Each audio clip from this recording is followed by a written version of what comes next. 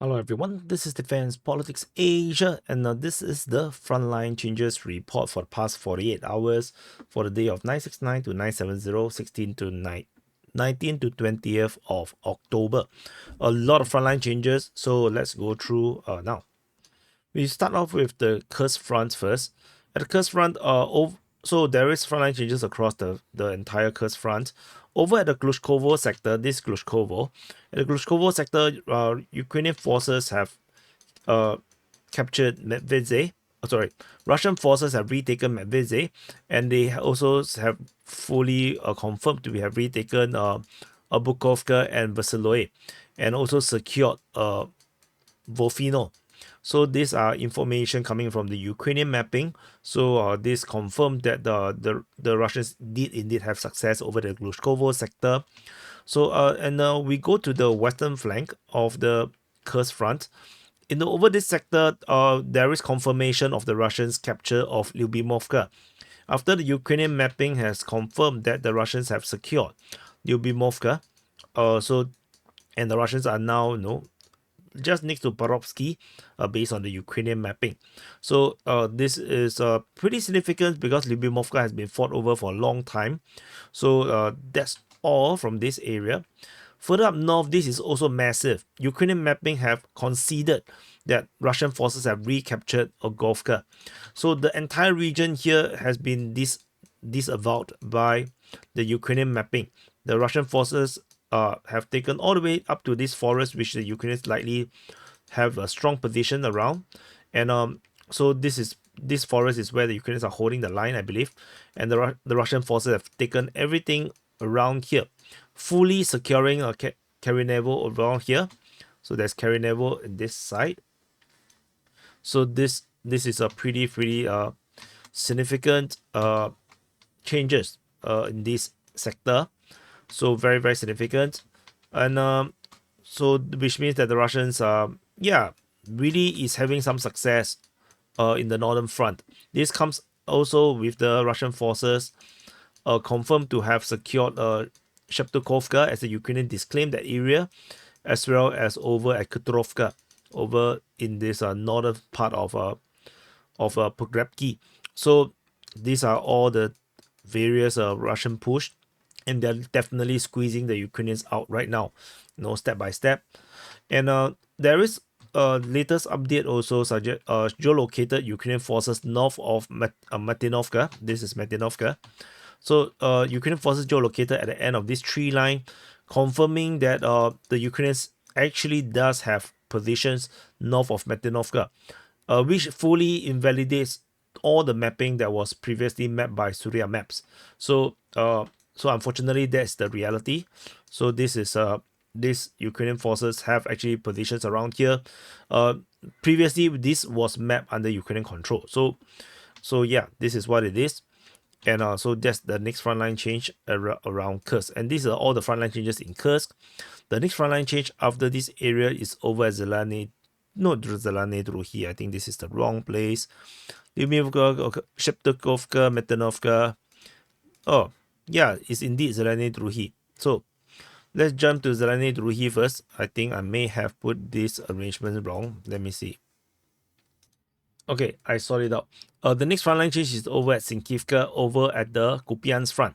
So in this area, Russian forces have expanded massive control around the Sinkivka region. So in the forest region, the Russians indeed have expanded their control towards Holubivka, whereas they according to the Russian information, they have also expanded towards Kusherivka and Petropavlivka.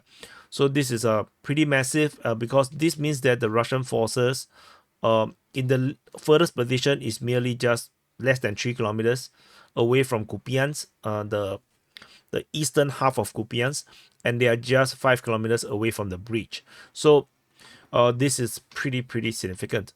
So that's the frontline change around the Sinkivka region, which means that the battle for Sinkivka is really all but over. Sinkivka has been the subject of a lot of fighting. Most of the fightings around Sinkivka is finally now entirely over. And another crossing is now under threat, and this is very threatened. Russian forces has conquered half or more than half of Kurakhove, with them expanding almost all the way to the river, as well as capturing the center, almost the center part of Kurakhove. They are merely yeah, 500 meters away from the bridge, the Senkove crossing. So this is extremely significant.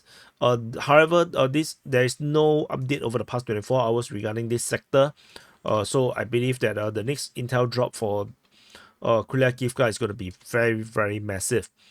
After Kurakhove, the next frontline change is over at Vyshneve. Just further south, Ukrainian mapping have acknowledged the Russian advance west of Andriivka, and they have acknowledged that the Russians have at least entered Vyshneve. They refuse to accept that the Vyshneve has been fully captured by the Russian side, which is first announced by the Russian Defense Ministry on the 1st of October. So this is the frontline change based on the Ukrainian mapping, validating a lot of the Russian claims. So after Vyshneve, the next frontline change, we jump all the way to the New York front at Toretsk. So over at Toretsk, there is a geolocation of Russian forces entering into the garden around here. So you can see there's a monument there. So Russian forces have expanded control into this garden area. So a very, very small progress. Toretsk, I think, is very, very heavily fought. I think there's a lot of snipers around and something on a lot of ambushes. And I think the progress around Toretsk is super, super slow. So yeah, this is what it is. Which means that Ukrainians are doing a pretty good job around here. So that's the frontline change over at Toretsk. So after Toretsk, the frontline change is Toretsk. The next frontline change is over at the Pokrovsk front. Over at the Vozdevizenka, the Russian forces have captured the entrenchment at Vozdevizenka. So this is mapped. This from Crimea Caprice, and then after Vozdevizenka, the next frontline change is over at Krasnaya. So just for orientation, this is Pokrovsk, Minhrad, and then this area is the MKK region, the Mykolaiivka, Krasnaya, Krutya. Mykolaiivka, Krasnaya, Krutya region.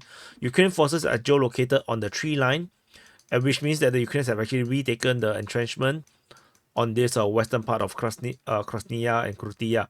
So pretty important tactical change in this sector.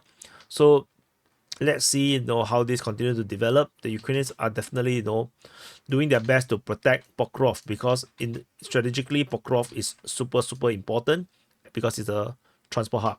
So after this area, after Krasnaya, the next frontline change is further south at Selydove. So Russian forces have been geolocated and entering into a new location on the eastern part of Selydove, just south of this mining hill. And so the Russians are indeed now starting to push into Selydove. So we shall see. This probably is the beginning of the Battle of Selydove. So let's see how this continue to develop this story. And after Selydove, we jump south to the Hirnyk region. So there's a lot of changes around the Hirnyk region as the Russian forces are making the main push around here. This is their main push. And so we just zoom in a bit. The Russian forces have taken the grounds in the northeast of Selydove. They have also expanded southward in the northeast of Izmailivka and entered into Hirnyk itself, having a strong foothold in Hirnyk, in the northern part of Hirnyk. So I'm going to zoom in, you can see better. So the entire district at Hirnyk is now under Russian control. Russian forces fully capturing this entire region, and they continue to punch towards the center of Hirnyk. And this is information coming from Ukrainian mapping. So this is very, very reliable as they considered grounds in Hirnyk. So this area is pretty significant.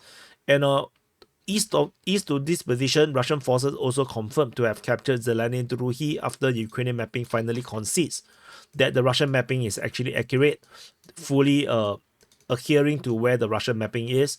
And so this concedes huge grounds around this Selydove and Hirnyk region. So Russian forces are now closing down.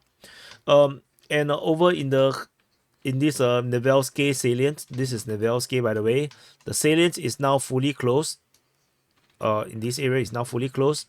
Russian forces have taken all the grounds in the east of Zeleny Druhi as well as east of Zoryane, leaving just a little bit in the southeast. So Russian forces are making huge progress in this area here. So you can see how big the frontline changes are just in 2 days. Just 2 days, we are seeing so much changes. So very, very significant. I first reported half of this in the situation report. So just that I need to catch up with the frontline changes. So over in the Kurakhove sector, this Kurakhove and the Maximelinivka region, we have the confirmation of the Russian capture of Maximelinivka as well. On top of Zeleny Druhi, Agovka, Lyubimovka, you can see so many places all falling over the past 48 hours.